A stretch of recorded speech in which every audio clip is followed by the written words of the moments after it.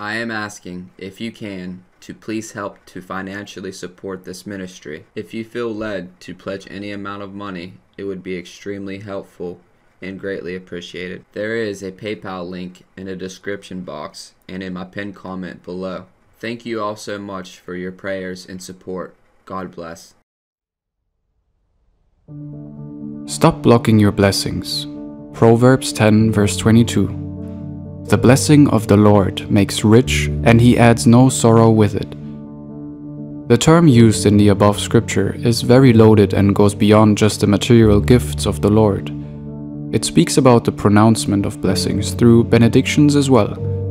Embedded in the term is the understanding of prosperity, generosity, liberality, and benefit. When these blessings flow from God, the promise that we have is that no sorrow or pain comes with it. The previous verse tells us that the righteous are able to feed many. No doubt this is out of the abundance of the blessings of God, but the fools die for lack of judgment. When God blesses us because of the relationship we have with Him, that blessing is most significant in its eschatological implications. We're not just blessed in this life, but we will be forever blessed in the bliss of the life to come. We must be vigilant, so we don't live in ways that would block the blessings of God. A few things can cause this, and we will explore 4 ways we may be blocking our blessings and how we can stop. God desires to bless us as His children, and has told us that we must ask, seek, and knock. He is a loving Father, but we must also live in obedience to Him and not take His love for granted. Disobedience.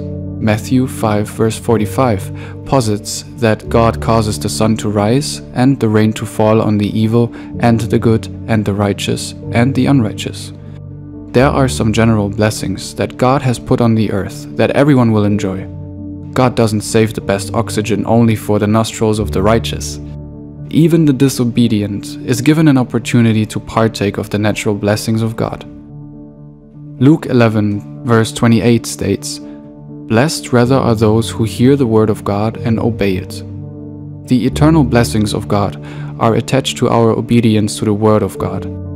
Eternal life is laid up for those who have heard God's word and yielded to the call to trust in Jesus Christ as Savior. But the term used here seems to lend itself to our ephemeral world as well. It also speaks to the extension of God's benefits, the advantages He confers. This is done for the obedient and not the disobedient. Disobedience is displeasing to God, and no amount of sacrifice can suffice for obedience. God blesses obedience so that the believer is placed in an enviable or fortunate position from receiving God's provisions, or let's call it favor. A picture that captures this blessing is the Lord's answer to Jabez's prayer, as obedience will cause us to extend. Our boundaries will be made long and large. This happens with receiving and obeying the Lord's birthings of faith. Doubt and fear. I have chosen to deal with these under one because they both are opposite to faith. For that person must not suppose that he will receive anything from the Lord. James 1 verse 7. Who is that person? Verse 6 makes it clear that the person being referred to is the doubter. Doubt embeds poisonous seeds in our minds that will kill our faith. The more we entertain doubt, the more we sink into the mire of disbelief. God will not reward our faith with the blessings we seek. Fear can be a crippling emotion and will cause us to miss out on the blessings of God, such as peace, joy, and happiness. We are told, "Fear not, for I am with you. Be not dismayed, for I am your God. I will strengthen you. I will help you. I will hold you up with my victorious right hand." Isaiah 41 verse 10. God desires to give us the blessings of inner strength, and fear closes the door on that blessing. We cannot get blessings of victory if we are fearful. We must proceed in faith. The path of faith is a blessed one. God is forever with us, so we are told by Jesus, "Let not your hearts be troubled. Believe in God." John 14 verse 1. The path of believing in God is a proven track. We can look at the witnesses of Abraham, Sarah, Rahab, Noah, Moses, Samson, Joshua, David, and the countless others in the Bible. These men and women exercised faith in the face of doubt and fear, and were all rewarded richly by God. If you have no faith, you have no breakthrough.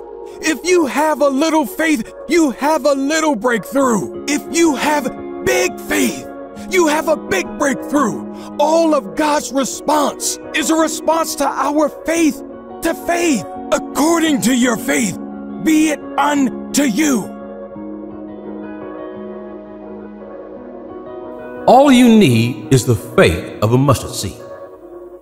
It does not take great faith to believe in a God that never fails.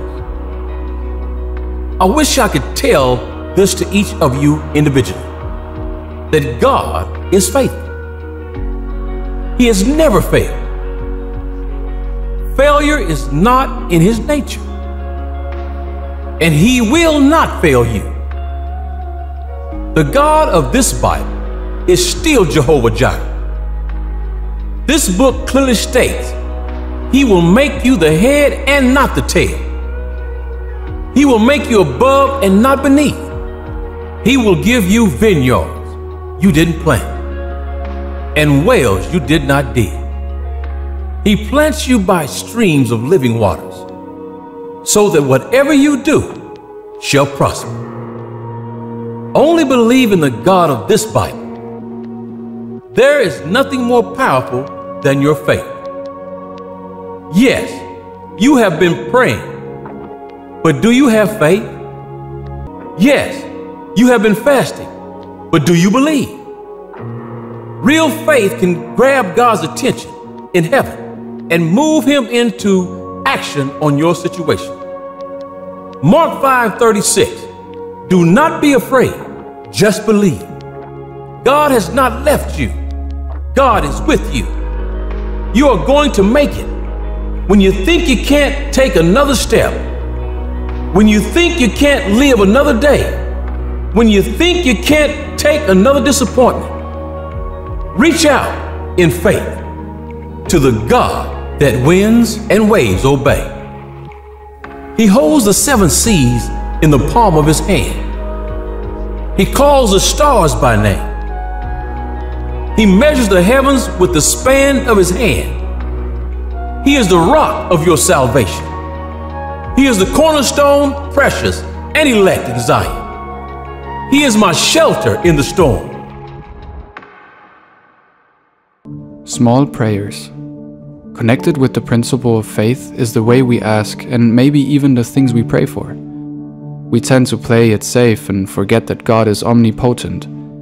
Our prayers are the best indicators of our faith, our hope and our expectations.